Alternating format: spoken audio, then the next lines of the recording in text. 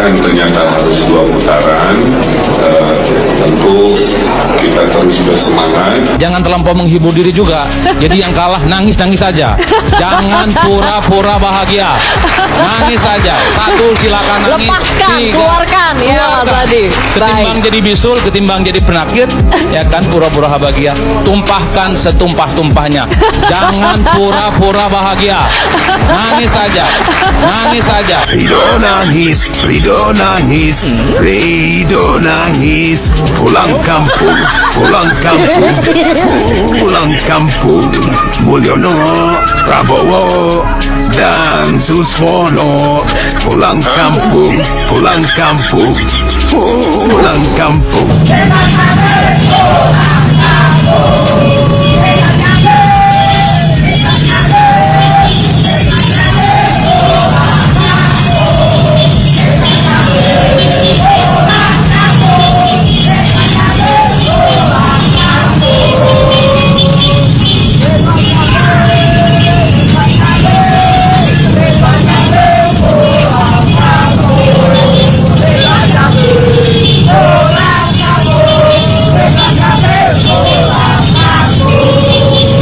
Terjadi adanya money politik dan juga adanya penyebaran sembako dalam rangka mempengaruhi. Dah tim Ridwan Kamil bikin sayembara yang menemukan kecurangan pilkada DKI dapat hadiah 10 juta. Lagian ngapain susah-susah nyari kecurangan pilkada DKI? Lo laporin Raffi Ahmad yang udah posting surat dukungan Pak Prabowo untuk mengajak masyarakat DKI Jakarta milih Ridwan Kamil di masa tenang. Laporin dapat 10 juta langsung. Tapi udah dihapus deng. Lagian gimana caranya juga mau curang? Lawang alat kekuasaan dilau semua, bray. PA. Garis bawah ya, kalau tim Ridho udah bikin sayembara kayak gini, berarti mereka udah frustasi banget. Frustasi akan banyak hal. Yang pertama, mereka frustasi ketika melihat kenyataan Ridho udah didukung 12 partai, didukung 2 mantan presiden 2 periode, didukung presiden plus wakilnya, didukung sembako. Yalah, suara mereka mentok di angka 39,48%. Yang kedua, mereka frustasi ketika melihat perolehan suara milih Pramono Anung dan Bang Dul. Padahal Pramono Anung ini sama sekali tidak populer di Jakarta. Cuma diusung satu partai yang ketumnya nenek-nenek, malah mendapatkan suara di atas 50%. Yang ketiga, mereka frustasi ketika mereka mencoba mencari kesalahan, kekurangan dari 03, ternyata mereka tidak menemukan apapun. Tim 03 sebersih itu, sebermoral itu ketika di pemilu. Itulah kenapa saking frustasinya mereka tidak menemukan kecurangan yang dilakukan oleh tim 03, alhasil mereka membuat sayembara. Mereka segitu frustasinya melihat posisi mereka di Jakarta saat ini. Tapi lucunya, di tengah-tengah frustasi mereka masih sempat lempar bola panas ke tim 03 dengan judul mereka menduga tim 03 itu memberikan sembako di masa tenang. Padahal yang justru terkenal demen membagi sembako di masa pemilu itu bukan 03, tapi 01. Nggak percaya? Nih, ada fotonya nih. Nggak percaya lagi, ada lagi nih. Nggak puas dengan foto, saya punya videonya nih. Wih, mantep nih Bang Jopan nih. Satu putaran nih Ridho nih. Satu putaran tuh. Satu putaran tuh Bang Jopan tuh. Taburan nih Bang Kelurahan tuh. Dan jangan lupa, yang justru melakukan kecurangan di masa tenang itu justru tim 01. Tahu nggak? Tim Ses 01 itu memposting selembaran yang isinya Prabowo Subianto meminta warga Jakarta untuk memilih Ridwan Kamil dan Suswono. Bahkan selembaran ini juga diposting oleh Raffi Ahmad, stafnya presiden, di masa tenang. Ya, meskipun Raffi Ahmad sekarang udah menghapus, tapi kan ini bukti telak siapa yang melakukan kecurangan di masa tenang. Iya kan? Dan lucunya juga, ketika mereka membuat sayembara yang artinya mereka sama sekali tidak menemukan bukti kecurangan, tapi mereka sempet-sempetnya membuat dugaan-dugaan, padahal nggak ada buktinya. Ini kan stres. 12 partai lawan satu partai, lawan anak Abah, lawan Ahoker, lawan Persija. Keok. 12 partai kebun kosong. Kagak ada warganya. Jakarta lu mau samain mau kota-kota lain. Kagak mempan dah. Daerah-daerah lain boleh lo atur, tapi untuk di Jakarta kagak bisa. Suara orang Jakarta tidak bisa diperjualbelikan. Asal lo tahu tuh ranking, mendingan lo pulang, ya nggak, naik bus atau lo naik travel, cuman 150.000. Lo kagak ada biar gua tap nih. Fakta ini sudah menunjukkan bahwa Jokowi tekor banyak di Jakarta. Kita bayangkan bagaimana persiapan Jokowi untuk kami ratusan miliar pas sudah beredar. Ternyata rakyat Jakarta tidak mempan, dibujuk dengan uang. Dan itu penanda pertama bahwa Jakarta ini udah jadi kota yang tidak mungkin lagi dipermainkan secara manipulatif.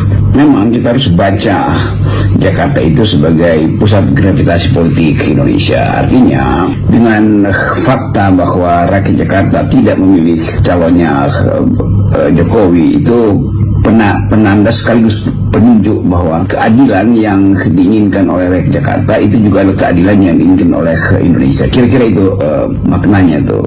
Kita tahu bahwa Jokowi ingin sekali Jakarta itu dia kuasai, dan keinginan itu tentu dimaksudkan untuk memperlihatkan grip dia pada politik Indonesia. Kan itu dasarnya tuh. Dan sejumlah aktivitas sudah dirancang dari awal, dielulukan supaya pasangan Jokowi itu tampil sebagai pemenang. Presiden Prabowo bahkan harus turun lapangan untuk memastikan bahwa persiapan yang hendak membawa Ridwan Kamil ke DKI 1 harus dibuat matang sematang-matangnya.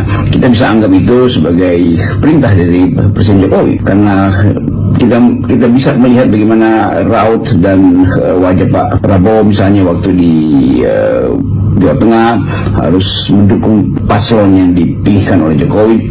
Demikian juga di Jakarta. Tapi Jakarta punya kondisi psikologi yang lain tuh. Karena itu mudah dimengerti kenapa Prabowo hanya membacakan surat atau hanya surat dukungan itu yang dibacakan, bukan ikut kampanye langsung. Tapi itu semua sudah selesai dan PDIP memenangkan Pilkada Jakarta. Penanda pertama bahwa kemampuan PDIP untuk bertanding itu tetap unggul, dan kemampuan PDIP untuk menghalangi cawe-cawe Jokowi atau manipulasi Jokowi itu bisa atau sudah dipersiapkan dari awal. Jadi PDIP menduga dari awal bahwa Jokowi akan mengacak-acak Jakarta, maka sebagai partai yang konsisten untuk mengusir politik Jokowi dari Jakarta, sebetulnya kata mengusir, akhirnya memenangkan pertandingan. Nah, kita ambil bagian ini sebagai keterangan awal bahwa delegitimasi Jokowi mulai di Jakarta. Bahwa Medan menang, ya pastilah Medan itu nggak. Menteri PUPR, saya pikir tidak juga.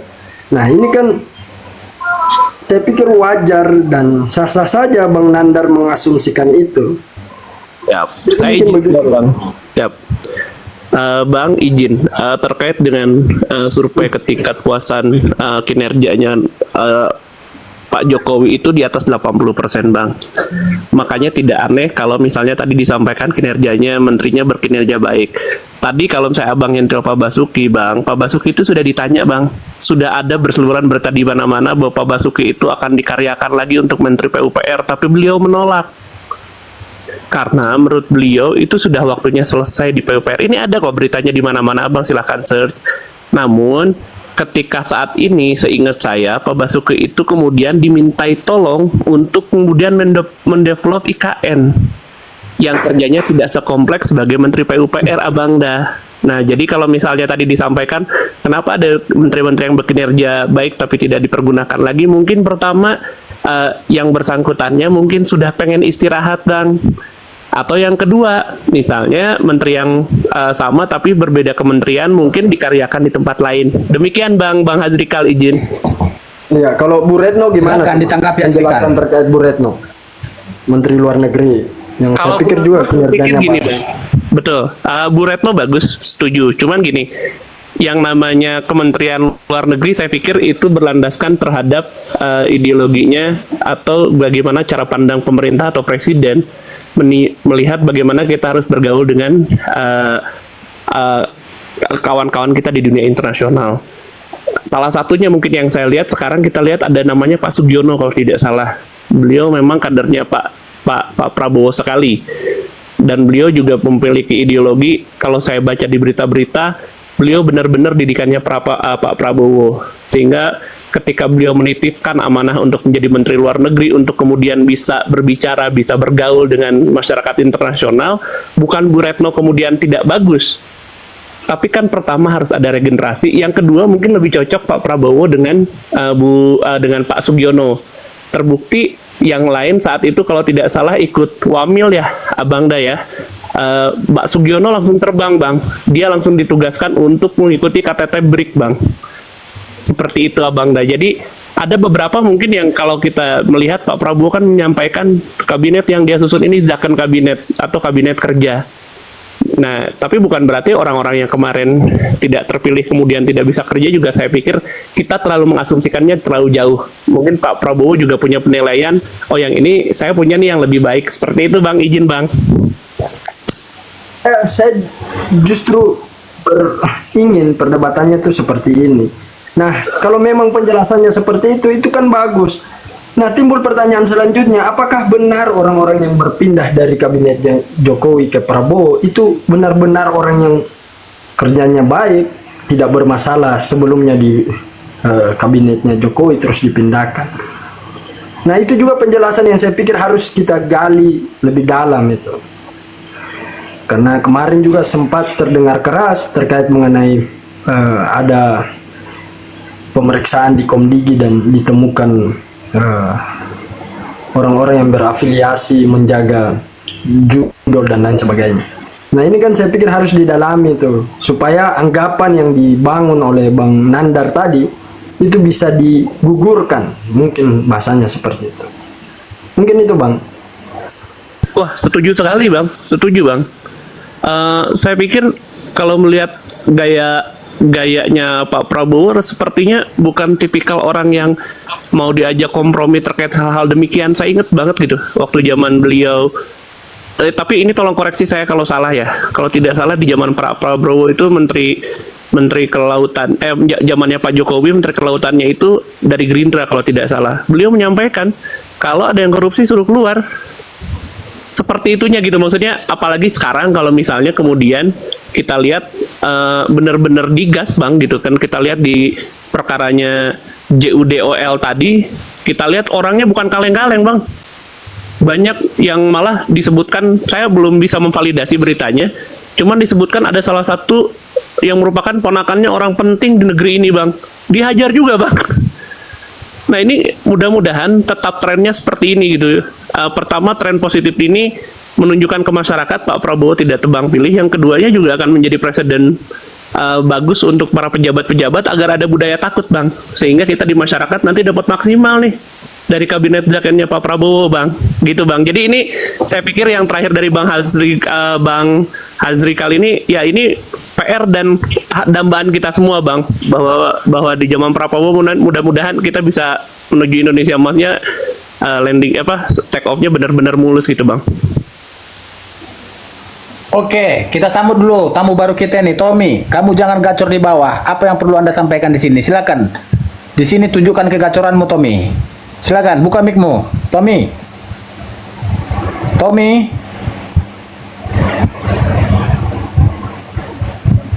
Tommy. Selamat bergabung, Tommy. Ya oke, apa yang mau dibahas? Terserah apa kekecewaanmu atau kebahagiaanmu atau gimana tentang silakan. Apa yang mau kau bahas lah, silakan. Kau tadi Mulyono tadi mengatakan di bawah. Kenapa dengan Mulyono? Silakan, iya, Tommy. Mulyono itu macan tidur, lupa bangun. Ya, itu macannya sudah kekenyangan. Yang macan kan Bapak Prabowo. Kenapa kamu mengatakan udah kekenyangan? Macannya itu kan Bapak Prabowo dan Mulyono kekenyangan di Jateng, di Sumut, lupa bangun di Jakarta. Ya teruskan di sini bebas bersuara di sini, bebas Tommy. Kalau oleh Lanjutkan, Tommy. kucing, kalau oleh meong lebak bulus, Siapa yang kau bilang meong? Meong lebak Tommy? bulus siapa bang?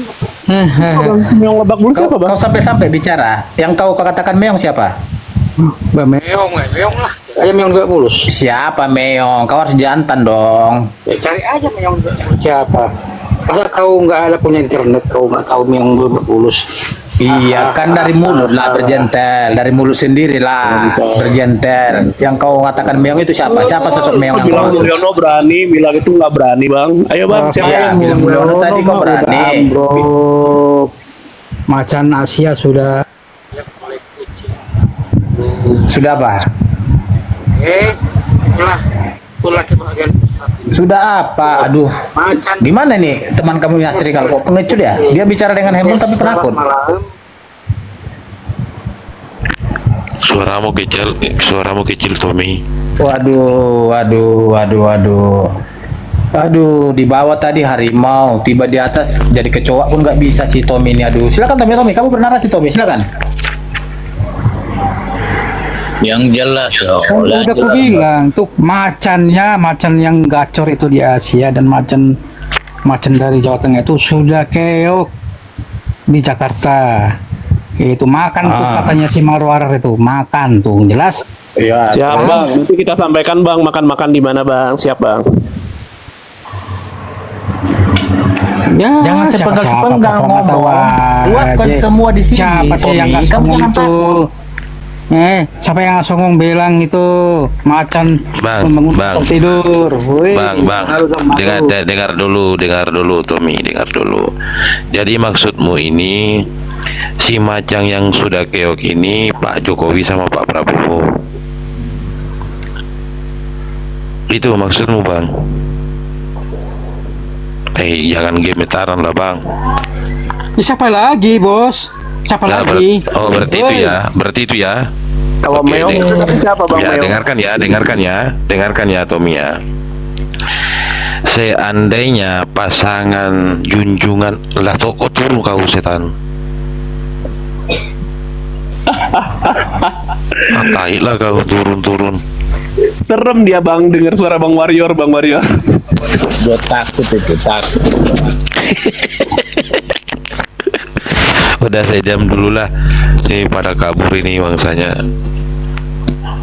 Seri kali ini kuat juga mentalnya ini ya. Bang Hasrikal enak kok untuk diskusi. Nggak sebrutal Nandar Asep Gerung itu. Iya enak bang, tapi kalau kau lihat bang, kau lihat langsung Hasrikal kalau di atas komal TikTok itu bang, di sampingnya itu ada Parang Patimura bang, standby itu bang. Mak, serem rupanya ya. Ya seram lah bang, karena dia itu kalau di komal-komal merasa selalu ditakut-takuti bang, merasa selalu diintimidasi dia apa, jadi di sampingnya itu selalu ada Parang Patimura. Ya mungkin mereka bang belum bisa terima kekalahannya itu begitu bang. Ya yang meong-meong siapa ini? Terus kalau Pak Jokowi sama Pak Prabowo dikatakan itu sekarang jadi meong-meong yang tidak mampu berkutip lagi. Terus kemarin pasangan Pram sama Bang Dul itu bilang kami akan sejalan dengan pemerintah. Terus mereka tunduk sama si meong-meong itu. Agak lucu kalian ini. Jadi yang lebih hina siapa bang kira-kira? Yang meong-meong atau yang akan tunduk sama meong-meong? Ayo dijawab semua. Siapa yang lebih hina sebenarnya ini? Yang meong-meong atau yang akan tunduk sama meong-meong nantinya? Karena yang akan tunduk sama meong-meong kan? Iya betul. Nah berarti meong-meong ini masih di atas derajatnya bang? Iya jelas. Oke, terus saya mau bertanya lagi bang, lebih tinggi mana derajatnya bang? Pendukung yang tunduk sama meong-meong atau yang tunduk sama meong-meong? Pendukung ya sama meong-meong yang lebih tinggi. Berarti lebih rendah lagi orang tadi itu yang baru naik, Bang. Omongan kalian itu sok-sokan, kalian katain meong-meong. Tanya itu semua sama figur-figur kalian. Mereka kemarin waktu masa kampanye apa mereka bilang? Mereka itu selalu bilang kami akan sejalan dengan pemerintah. Terus pemerintah kalian katakan meong-meong. Otak kalian itu jangan disimpang di telapak kaki, jangan diinjak-injak. Biar kalian itu bisa berpikir bagus. Rusak kalian semua pikiran.